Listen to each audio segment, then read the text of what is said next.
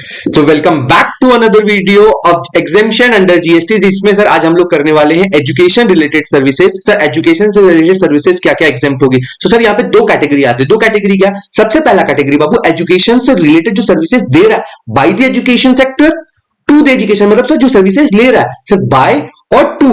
Sir ये जो services है सर ये दो सर्विसेज हम लोग पढ़ेंगे सर, बाय और टू। तो सर सबसे पहले एजुकेशन क्या क्या सर्विसेज देता है। तो सर सबसे पहले बोला services provided by educational institution to student faculty staff. Sir कोई भी सर्विसेज सर जो एजुकेशनल इंस्टीट्यूशन है सर किसको किसको दे रही है। सर सबसे पहले स्टूडेंट्स को दे रही है, सर उससे रिलेटेड जो फैकल्टी है सर फैकल्टी को दे रही है, सर या कोई स्टाफ है जो सर उसको अगर कोई सर्विसेज दे रही है सर वो जीएसटी से क्या हो जाएगा, एग्जेम्प्ट हो जाएगा। सर दूसरा क्या बोला, सर दूसरा और कौन सा सर्विसेज दे सकती है। सर एंट्रेंस एग्जाम करवा रही है, सर एंट्रेंस एग्जाम कर रही है सर उसके लिए कोई कंसिडरेशन, जैसे सर आप कोई भी स्कूल में एडमिशन करवाने के लिए जाते हो तो उसके लिए आपको एंट्रेंस एग्जाम देना पड़ता है। सर कॉलेजेस में आप अगर एग्जाम देने एडमिशन लेना होता है तो सर एंट्रेंस एग्जाम देना पड़ता है। तो सर ये जो एंट्रेंस एग्जाम करवा रही है सर ये क्या होगा, सर ये भी क्या हो जाएगा, एग्जेम्प्ट हो जाएगा। सर्विसेज स्कूल के द्वारा या एजुकेशनल इंस्टीट्यूशन के द्वारा प्रोवाइड किया जा रहा है तो ये क्या हो जाएगा बाबू, एग्जेम्प्ट हो जाएगा। लेकिन बोला बाबू जो कैंटीन है या उससे रिलेटेड कोई मेंटेनेंस सर्विसेज है, अगर ये कोई प्राइवेट प्लेयर दे रहे बाबू, जैसे मान लो कि कॉलेज है संत जेवियर्स कॉलेज रांची में है सर, वहां पे जो कैंटीन है सर वो एक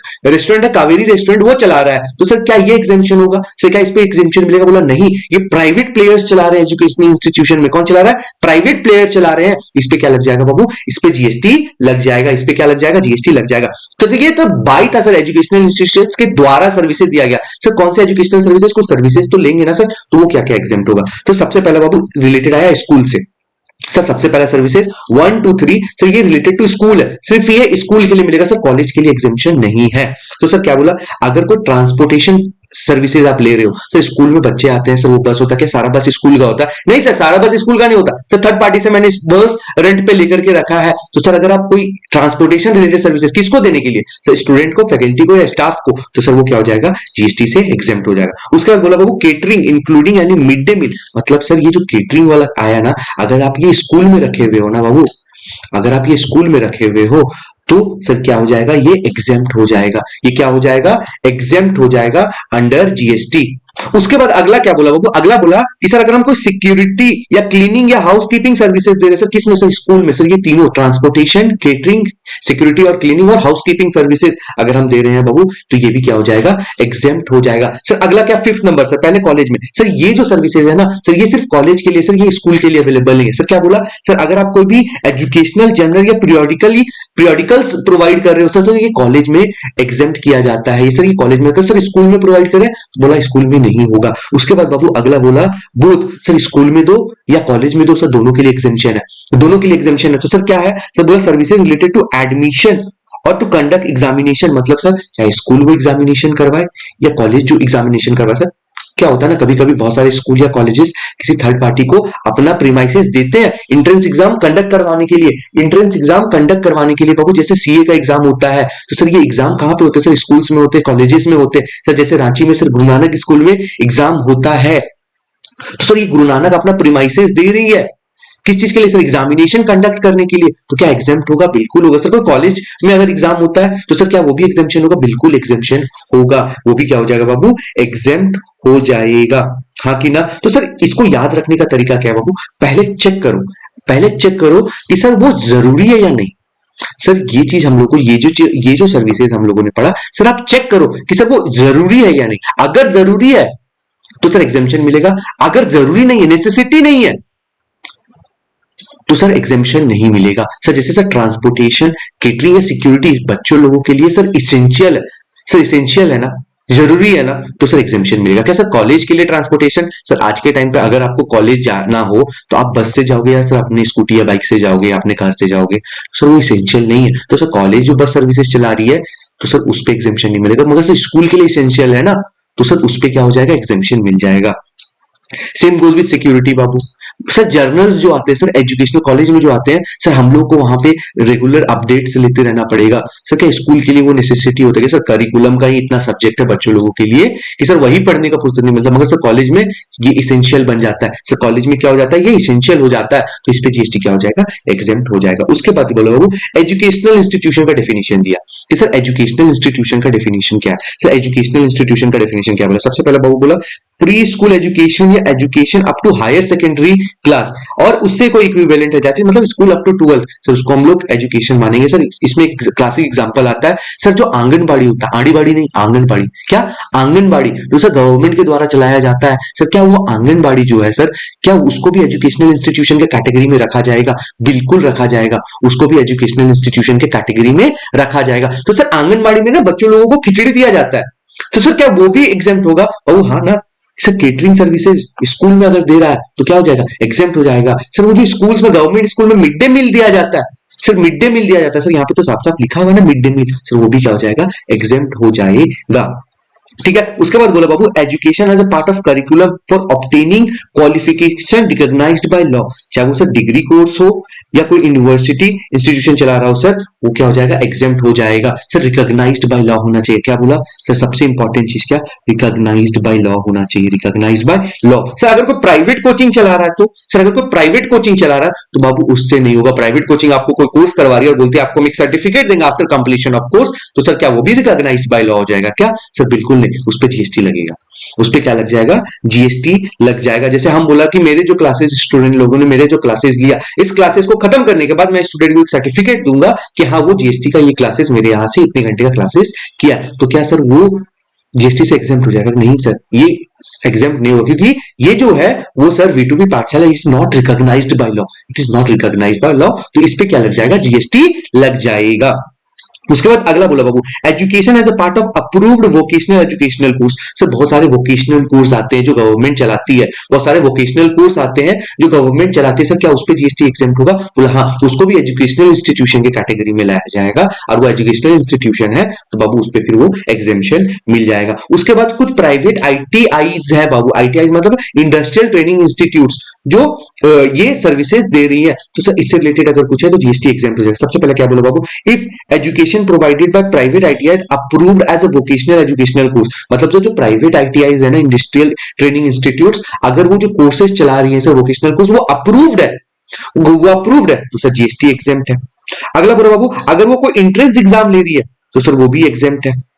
अगर वो कोई एंट्रेंस एग्जाम ले रही है तो वो भी क्या हो जाएगा? जीएसटी से एग्जेम्प्ट हो जाएगा। उसके बाद बोला बाबू admission to conduct examination services provided by ITI to educational institution irrespective of such designated trade, तो वो भी क्या हो जाएगा? जीएसटी से एग्जेम्प्ट हो जाएगा। Services other than designated trade, मतलब बाबू अगर कोई डेजिग्नेटेड ट्रेड के थ्रू अगर हो रहा है, अपने से नहीं लिया सर, कहीं और से करवा, लेकिन सर अगर डेजिग्नेटेड ट्रेड के थ्रू लिया तो सर जीएसटी एग्जेम्प्ट हो जाएगा। लेकिन अगर वो डेजिग्नेटेड ट्रेड्स के थ्रू नहीं है, डेजिग्नेटेड ट्रेड्स के थ्रू नहीं है बाबू, तो अगर वो तो वो क्या हो जाएगा? जीएसटी से चार्जेबल हो जाएगा। सर प्राइवेट आईटीआई तो गए सर, कुछ गवर्नमेंट आईटीआई भी है, कुछ क्या है बाबू? गवर्नमेंट आईटीआई है। तो अगर कोई गवर्नमेंट आईटीआई है बाबू जो ट्रेनिंग देता है स्टूडेंट को, क्या देता है? ट्रेनिंग प्रोवाइड करता है स्टूडेंट्स को, तो सर वो क्या हो जाएगा? वो भी जीएसटी से एग्जेम्प्ट हो जाएगा। उसके बाद बाबू वो ये कवर करता कौन कौन सा? वोकेशनल ट्रेनिंग या examination conducted by government ITI. Sir सबसे पहले अगर आप ट्रेनिंग दे रहे हो या फिर आप सिर्फ एग्जाम ले रहे हैं, क्या ले रहे बाबू? सिर्फ एग्जाम ले रहे हैं, जैसे बाबू सेंट्रल या स्टेट बोर्ड कोई भी एजुकेशन का, सर जैसे सर हम झारखंड में तो जैक बोर्ड हो गया सर, दूसरा sir CBSE, sir ICSE, sir ये सब बोर्ड हो गया, ये सब बोर्ड हो गया सर, ये सिर्फ एग्जाम कंडक्ट करवाता है, ये सिर्फ एग्जाम कंडक्ट करवाता है। तो सर क्या इन लोग ये जो सर्विसेज दे रहे हैं एग्जाम कंडक्ट करवाने का, इसके लिए आप लोगों को एग्जामिनेशन फी पे करना पड़ता है, क्या सर उस पर जीएसटी लगता है? नहीं लगता। क्या हो जाता है? उस पर जीएसटी क्या हो जाता है? एग्जेम्प्ट हो जाता है। उसके बाद अगला बोल रहा है बाबू तुम्हारा, अगला क्या बोला? अगला बोला सर कॉलेज या हॉस्टल मेस सर्विसेज, कॉलेज या हॉस्टल मेस सर्विसेज क्या बोला? Sir mess run the educational institution exempt from GST. अगर वो एजुकेशनल इंस्टीट्यूशन खुद का मेस चला रहा है तो सर वो एग्जेम्प्ट हो जाएगा। अगर मेस हम किसी आउटसोर्स कर दिए किसी थर्ड पार्टी को, सर अगर थर्ड पार्टी को आउटसोर्स कर दिए तो सर इट इज टैक्सेबल, तो फिर क्या हो जाएगा सर? वो टैक्सेबल हो जाएगा। लेकिन सर हम लोग पढ़ लिए थे ना सर, चाहे वो स्कूल के लिए अगर होगा, किसके लिए बाबू? स्कूल के लिए होगा, मतलब हायर सेकेंडरी स्कूल तक, हायर सेकेंडरी क्लास तक, तो सर वो क्या हो जाएगा? जीएसटी से एग्जेम्प्ट ही रहेगा।